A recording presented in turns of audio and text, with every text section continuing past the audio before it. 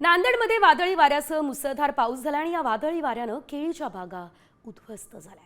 यासोबतच फळबागायतीचं मोठ्या प्रमाणात नुकसान झालंय।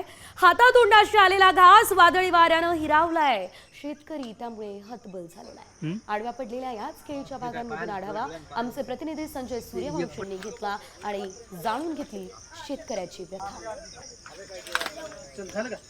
आपण सध्या आहोत अर्धापूर तालुक्यातील आंबेगाव लहान या शिवारात। आपण पाहू शकतो की हे केळीची बाग आहे आणि ही केळीची बाग कालच्या वादळी वाऱ्याने अक्षरशः आडवी झालेली आहे। अशाच पद्धतीनं या तालुक्यातील केळी बागायतदार शेतकऱ्यांचं प्रचंड नुकसान झालेलं आहे। कधी नव्हे या साली भाव आलता 2-1 हजार रुपये, पण निसर्गाने असा घाला घातला की आमच्यावर अख्खे बनच्या बन आमचं गावच नाही, लहान चेनापूर, चापरा, खैरगाव, पांगरी, लोण, अर्धापूर तालुक्यामध्ये थैमान गाजवलेला आहे या वाऱ्या वादळानं। 3 एकर जमीन होती, केळी होती। 3 एकर जमिनीमध्ये 4000 केळी बसली आणि त्याच्यामध्ये 2 लाख रुपये कमीत कमी 2-2.5 लाख रुपये खर्च झाला आमचा। आम्ही सुद्धा याच्यामध्ये आमचा 1 रुपया व्हायसारखी किंमत राहिलेली नाही। किती उत्पन्न होणार होतं?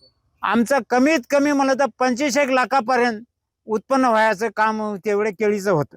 संजय सूर्यवंशी, साम टीव्ही न्यूज, अर्धापूर, नांदेड।